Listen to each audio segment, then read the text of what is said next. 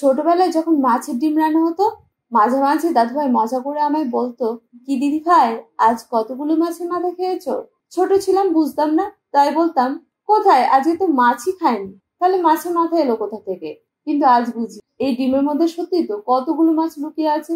আমি শুভশ্রী চলে এসেছি একটা নতুন রেসিপি নিয়ে, মাছের ডিমের চচ্চড়ি। এটা রান্না করতে যে সকল উপকরণ লাগবে তা হলো মাছের ডিম অবশ্যই, আর লাগবে একটা বড় সাইজের আলু, দুটো ছোট সাইজের বেগুন, আর তিনটে মিডিয়াম সাইজের পেঁয়াজ, স্বাদ অনুযায়ী কাঁচা লঙ্কা।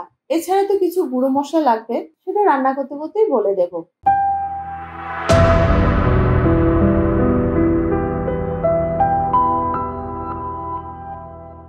এবার বলি কিভাবে করবেন। প্রথমে কড়াইতে সামান্য জল গরম করতে হবে। ওই জলে দিয়ে দিতে হবে মাছের ডিমটাকে, আর এর সঙ্গে যোগ করতে হবে সামান্য নুন, হলুদ গুঁড়ো। এবার মাছের ডিমটাকে ভালোভাবে সিদ্ধ করে নিতে হবে।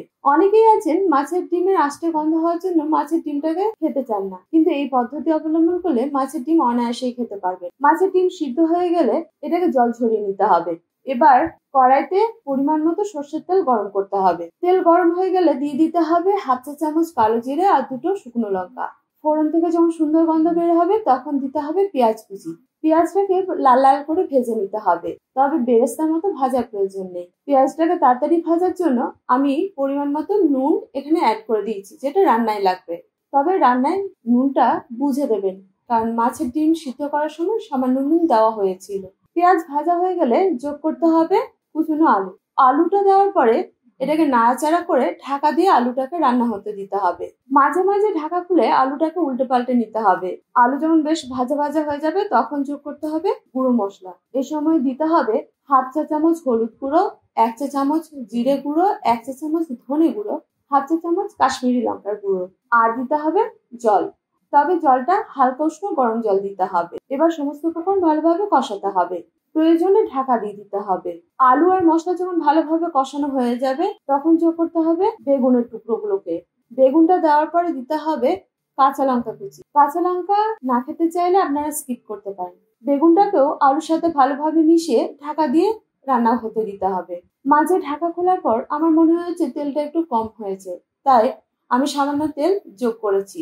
এবার বেগুনটা উল্টে পাল্টে ভেজে নিতে হবে আর ঢাকা দিয়ে রান্না করতে হবে। বেগুনও যখন ভালোভাবে ভাজা হয়ে যাবে তখন যোগ করতে হবে সিদ্ধ করা মাছের ডিম। মাছের ডিম দেওয়ার পর মাছের ডিমগুলোকে আর আলুগুলোকে ভালোভাবে মিশিয়ে ফেলতে হবে।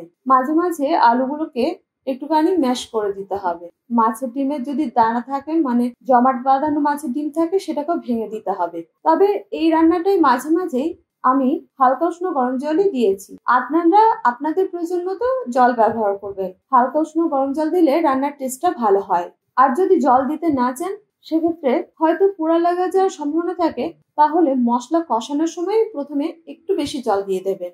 রান্না যখন পুরোপুরি কমপ্লিট তখন দিতে হবে হাফ চা চামচ গরম মশলা গুঁড়ো, আর এর সঙ্গে দিতে হবে গন্ধরাজ লেবুর রস। গন্ধরাজ লেবুর রস না থাকলে এটা স্কিপ করে যাবেন, বা পাতিলেবুর রসও সামান্য দিতে পারেন। ধনেপাতা থাকলে সেটা কুচি করে দিয়ে দিতে পারেন।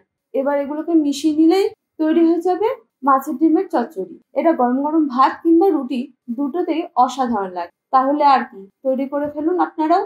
আর তৈরি করার পরে কেমন হয়েছে সেটা কমেন্ট করে জানাতে ভুলবেন না। যার কমেন্টটা আমার সব থেকে ভালো লাগবে তাদের প্রত্যেকের নাম আমি পরবর্তী ভিডিওতে নেব, কথা দিচ্ছি। তাহলে আর কি, আজ এই পর্যন্ত। দেখা হচ্ছে পরবর্তী ভিডিওতে। আপনারা তার আগে আমার চ্যানেলটাকে সাবস্ক্রাইব করবেন, আর ফেসবুক থেকে দেখে থাকলে আমার পেজটাকে ফলো করতে ভুলবেন না। আপনাদের কাছে ছোট্ট অনুরোধ, আমার রান্না বা রেসিপি ভালো লেগে থাকলে লাইক শেয়ার করতে ভুলবেন না, যাতে আমার রান্না আরো অনেকের কাছে পৌঁছে যায় সেই জন্য শেয়ার করবেন। আপনারা ভালো থাকুন, সুস্থ থাকুন এই কামনা করি। ধন্যবাদ।